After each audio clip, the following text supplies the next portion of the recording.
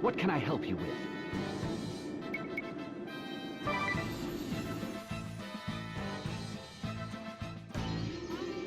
Oh, look! The Wind Vessel and her merry band have graced us with their presence. We haven't come to hear you sing, if that's what you think. Oh, please! I'm sure you heard rumors of my voice and couldn't help but come to see for yourself. Because we all know when I sing... We go wild! Shut it! You won't get your way so easily. I'm afraid it's futile. My personal guard would gladly die for me. Isn't that right, darling? We're here for you, Praline! Thank you all! Let's sing a little tune then! Love in the Crossfire!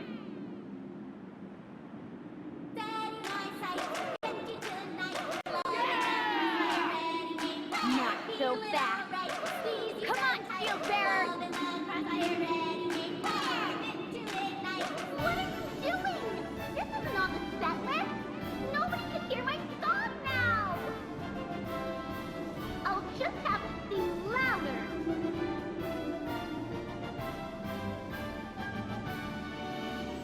Mom, this isn't working. Time to blow you sky high. How's that?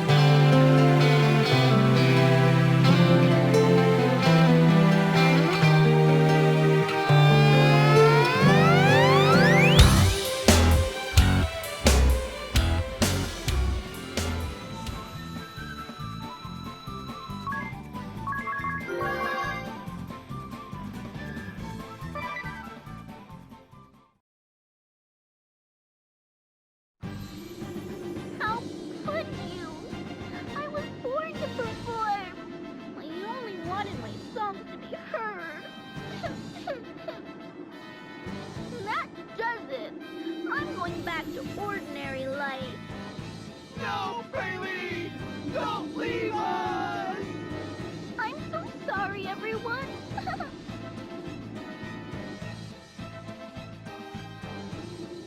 The plan went off without a hitch. You drowned her out completely. We should suffer much less attrition on the Eisen Bridge from now on. You've done us a great service.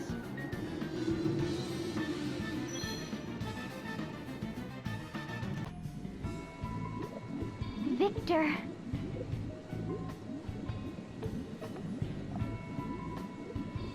Silence, if you please. She would likely perish if we were to disturb her now. It's happening again. Again? What do you mean? Oh, I was just thinking out loud. Allow me to tell you a story, if I may.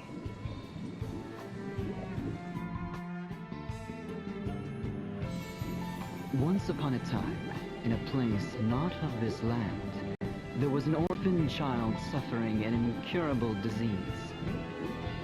Her name was Victoria. Though still a child, she was abhorred by those around her due to her affliction, as the orthodoxy cast her aside. She was taken in and raised by the orthodoxy soon after her birth. She simply waited upon her inevitable demise, all the while gasping in pain and despair. Then, a chance meeting changed her life. On death's door and abandoned, she was found by the Grand Marshal, who wandered the lands after renouncing the orthodoxy himself. She began her treatments in this land after the Lord Marshal conquered and renamed it the Duchy of Eternia. It was I who created the white magic cable. I was charged with studying the combined use of white magic and the crystals. I advocated the use of treatments by amplified white magic on her. But there was one who voiced objections. My assistant in my white magic research, Vincent S. Court, my father. He pressed endlessly for an alternate treatment, one not based on the amplification of white magic. But it was alchemical genesis he proposed. It is a forbidden art, a foul heresy, banned since the time of the Old Faith. The Lord Marshal and I both rejected my father's proposal out of hand. But he would not be swayed. He didn't so much as ask Victoria's consent. He believed his cure had rid her of her affliction, but the truth was far different. It stilled her growth, and periodic fits grew more frequent. Soon, it began to cripple even her mind. My father has since passed. She found clarity one day, returned to herself. She murdered him. I was devastated. No, in truth, I was already a broken man. You must think me a fool for not loathing my father's murderer. But I could not exact vengeance on her. I was entranced by her innocent eyes and childlike form. I devoted myself, body and soul, to her healing. Yet, I failed to relieve her suffering. Each time her tiny form is racked with pain, I ask myself, knowing the result, would I still have intervened as I did? But ever is my answer the same.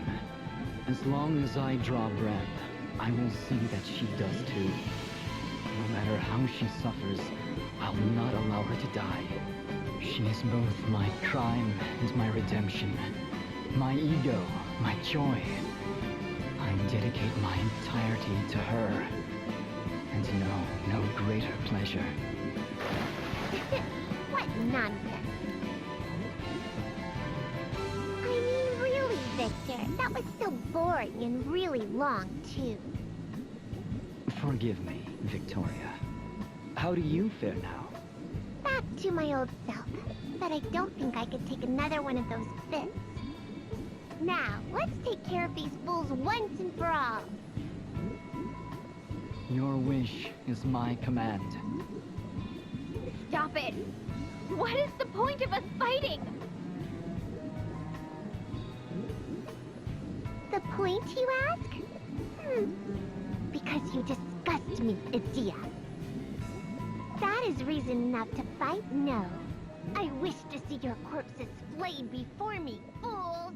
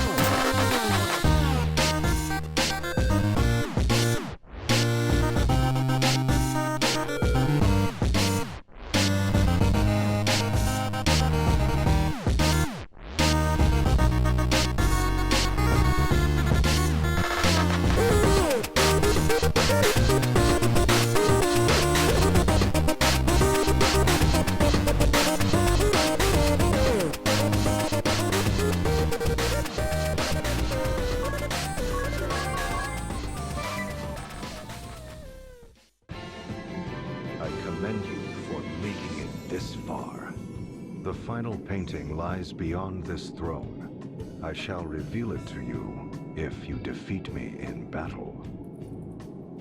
The last test is a test of strength. I shall only reveal the painting to those whom I deem worthy. One might also say that there is no need for those who are unworthy to lay their eyes upon it. But be forewarned, I am a formidable foe. I trust you are well prepared.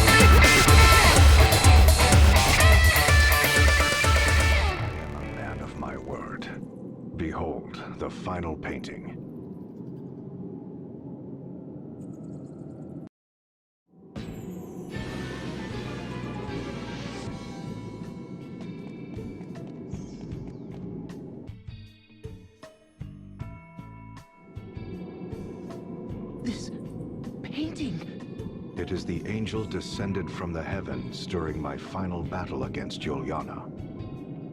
An angel? When we last did battle 1800 years ago, the battle raged 100 days. The mountains of Norende rent asunder. Knowing the battle was reaching its end, I mustered the last of my strength to cast my greatest of spells. As my final attack surged forth, the angel did descend from the skies over Norende. Are you sure it was an angel? Verily, sir, for there are no other words to describe her. For a moment, Juliana and I stood captivated. Before we realized it, our struggle was forgotten. We both tended to the angel. But the angel lost her light. Her wings were shattered and her body torn asunder. There seemed little hope she would live. When she came to her senses, she trembled with fear. Yet with little remaining strength in her body, she made unto us an appeal. What appeal? What did the angel say to you? Ere she passed from this world, she slipped in and out of consciousness over many a day. In between ever-growing periods of unconsciousness, it was all she could do to mutter incoherently. A trap most vile, such a fool am I, the warriors of light, if it's not too late. These she would repeat over and over. When she did come to her senses, she would speak of the calamity that had befallen her. She spoke of how Luxembourg was on the brink of doom, and spoke with precision of the events that has heralded its coming. She herself was surprised to find that she knew of details of our past, and events of the future as well. The struggle between the old faith and orthodoxy, the tragedy that would befall my family, my immortality, even events of the distant future. The distant future? Yes, for the angel spoke of events that have not come to pass even now. Events that await you in your future. She told of a bringer of evil who would appear in the guise of one friendly to the Vestals and seduce them into unleashing chaos in the name of awakening the crystals. This evil one would destroy Luxembourg by piercing the boundary that protects this world, and the opening of a great rift that sunders the earth shall herald its coming. The Great Chasm. The angel told of many other omens ere the great chasm would open. The light of earth shall raise up the north, and a deathly plague shall cover all the lands. Then shall a great rift rend the earth. She then entrusted me with a certain task, one that only an immortal such as I could fulfill. What sort of task could only an immortal fulfill? That I cannot say, for she swore me to secrecy, but thereupon she quietly passed from this world. For 3 days and 3 nights, my former mortal enemy Juliana and I spoke of what had transpired. Ultimately, we vowed to join forces to prepare for the coming doom of which the angel had foretold.